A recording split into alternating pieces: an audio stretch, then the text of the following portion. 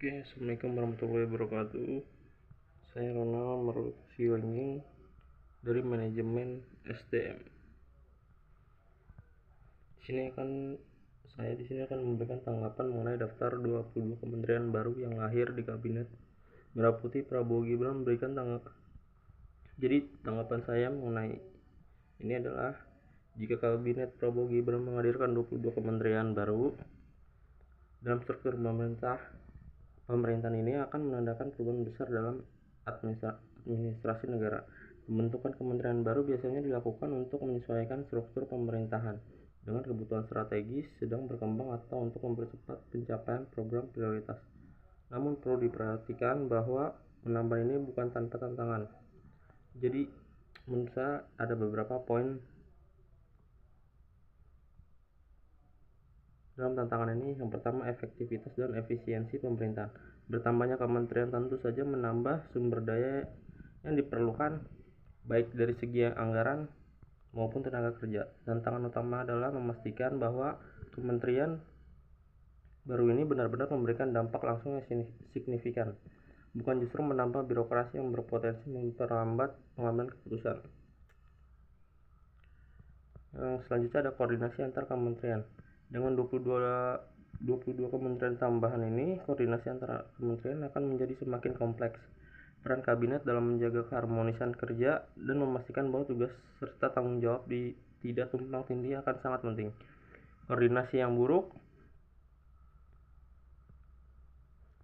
bisa menyebabkan hambatan dalam implementasi kebijakan atau bahkan konflik kepentingan di antara kementerian. Selanjutnya ada prioritas nasional dan isu spesifik. Pembentukan kementerian baru ini seringkali didasarkan pada isu-isu spesifik yang dianggap prioritas, seperti teknologi digital, lingkungan, ekonomi kreatif, dan juga pembangunan berkelanjutan. Jika kabinet Prabowo Gibran dapat membentuk kementerian yang tepat sasaran pada masalah-masalah ini, ada potensi dampak positif terhadap perkembangan nasional. Kementerian yang berfokus pada inovasi, misalnya seperti dapat mendorong pertumbuhan ekonomi berbasis teknologi dan juga meningkatkan daya saing Indonesia secara global. Selanjutnya ada adaptasi terhadap perubahan zaman.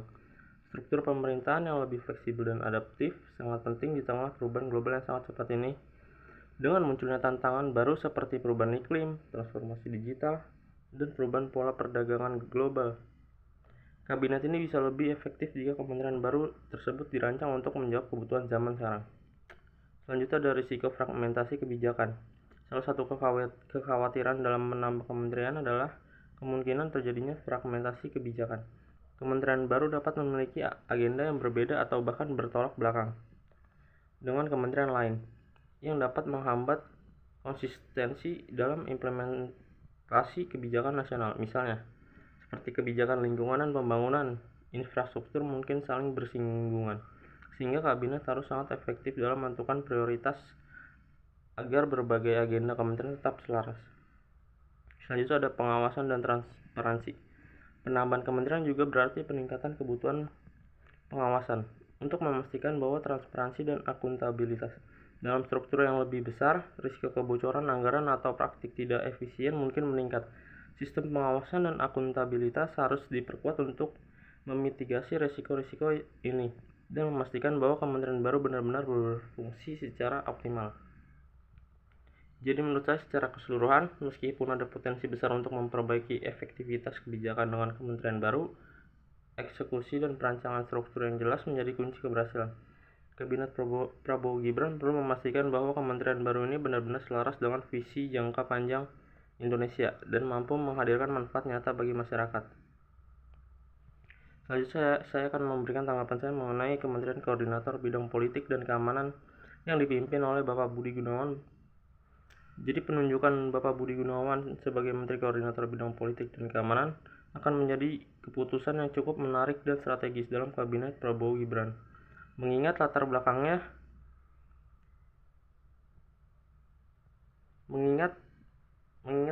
sebagai mantan Kepala Badan Intelijen Negara atau yang biasa disebut BIN, Bapak Budi Gunawan ini memiliki rekam jejak yang mendalam di bidang keamanan dan intelijen. Pengalaman ini bisa memberikan keuntungan signifikan, terutama dalam menjaga stabilitas politik dan keamanan nasional. Tanggapan saya ada beberapa poin. Poin yang pertama itu ada pengalaman dan kualifikasi.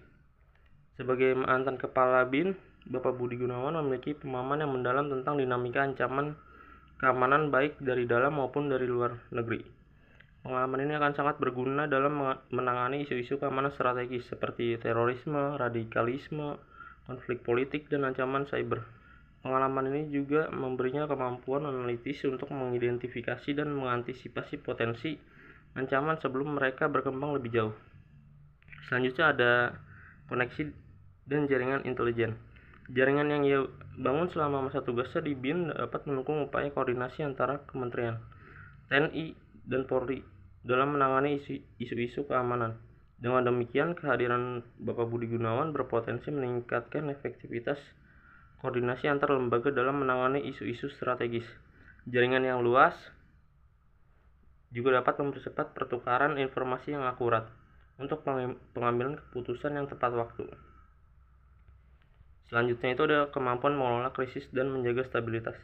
Di tengah situasi global yang semakin tidak menentu, sosok dengan kemampuan dalam manajemen krisis seperti Bapak Budi Gunawan bisa menjadi faktor penentu dalam menjaga stabilitas politik dan keamanan nasional. Kemampuan dalam mengelola krisis akan sangat penting untuk merespons situasi darurat atau juga ancaman keamanan dengan cepat dan tepat, seperti eskalasi konflik regional atau ancaman non-tradisional. Selanjutnya itu ada tantangan kepercayaan publik dan isu transparansi. Meski demikian, tantangan bagi Bapak Budi Gunawan menurut saya adalah meraih dan menjaga kepercayaan publik. Perannya sebagai pejabat tinggi di sektor keamanan membuatnya harus bekerja secara transparan, mengingat seringnya isu keamanan yang bersinggungan dengan hak asasi manusia dan kebebasan sipil. Bapak Budi Gunawan perlu juga menekankan transparansi dan menjamin bahwa pengambilan keputusan di kementeriannya tidak hanya berorientasi pada keamanan semata, tapi juga menghormati hak-hak dasar warga negara.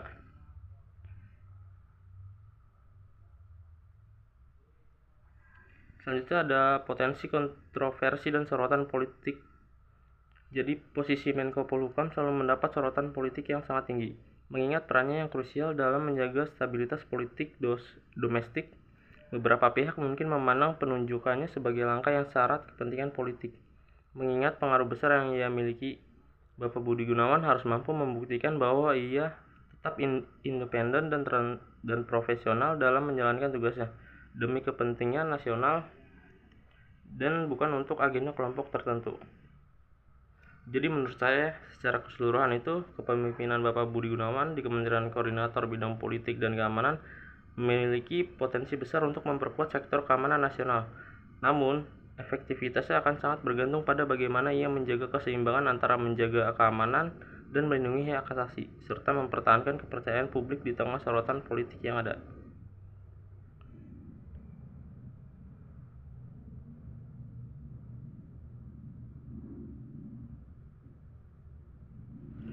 Selanjutnya saya akan memberikan tanggapan mengenai Kementerian Koordinator Bidang Hukum, HAM, Imigrasi, dan Kemasyarakatan yang dipimpin oleh Bapak Yusril Iza Mahendra. Jadi menurut saya penunjukan Bapak Yusril Iza Mahendra sebagai Menteri Koordinator di bidang hukum, HAM, Imigrasi, dan Kemasyarakatan dalam Kabinet Prabowo Gibran bisa dianggap sebagai langkah yang strategis dan berpotensi memberikan dampak besar, terutama mengingat